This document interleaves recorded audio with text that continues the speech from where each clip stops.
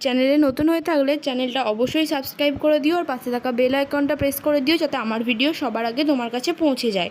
তো আজকে আমি চলে এসেছি একদম দোকানের মতো পনির বাটার মশলা রেসিপি নিয়ে। চলো দেখে নেওয়া যাক। এর জন্য প্রথমে আমি একটা পেস্ট তৈরি করে নেব। তার জন্য আমি কাজু বাদাম আর চারমগজ ভিজিয়ে রেখেছিলাম আধ ঘন্টা আগে। তো সেটাকে আমি পেস্ট করে নেব।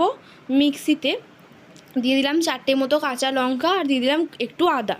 এটাকে আমি একদম ভালোভাবে পেস্ট করে নেব। অল্প একটু জল দিলাম এখানে। এদিকে দেখো আমি পনির কেটে নিয়েছি। পনিরটাতে আমি একটু নুন আর হলুদ মাখিয়ে রাখবো। নুন আর হলুদ মাখানোর ফলে পনিরটার স্বাদটা কিন্তু অনেকটা ভালো হবে। এই কড়াইয়ে আমি এখানে দিয়ে দিলাম সাদা তেল বেশ কিছুটা পরিমাণে। এবার পনিরগুলোকে আমি ভালোভাবে ভেজে নেব। খুব যে বেশি ভাজবো সেরকমটাও নয়, আবার খুব যে হালকাভাবে ভাজবো সেরকমটাও নয়, মাঝামাঝি পর্যায়ে ভাজতে হবে এটাকে। এই যে দেখো আমাদের ভাজা হয়ে গেছে, এরকমভাবে আমাদের ভাজা হতে হবে। এরপর কড়াইয়ের ওই তেলে আমি দিয়ে দিলাম ফোড়ন হিসেবে তেজপাতা, এখানে দিয়ে দিলাম একটা এলাচ, এখানে আমি ভেঙে দিয়ে দিলাম এলাচটা। দিয়ে দিলাম এখানে লবঙ্গ, দিয়ে দিলাম এরপরে দারচিনি। এটাকে আমি একটু ভালোভাবে ভেজে নেব যতক্ষণ না এটা থেকে একটা সুন্দর গন্ধ আসে এলাচটা থেকে। এরপর আমি দিয়ে দিলাম একটা পাকা লঙ্কা, এখানে ভেঙে আমি দিয়ে দিলাম।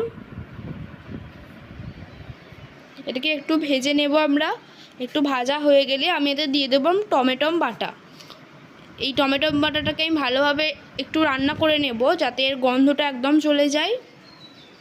দিয়ে দিলাম 1 চামচ মতো ধনে গুঁড়ো, দিয়ে দিলাম হাফ চামচ মতো কাশ্মীরি লঙ্কা গুঁড়ো, এটা রঙের জন্য দেওয়া। এরপর দিয়ে দিলাম 1 চামচ মতো হলুদ গুঁড়ো। খুব ভালোভাবে এরপর আমাদের এটাকে কষিয়ে নিতে হবে।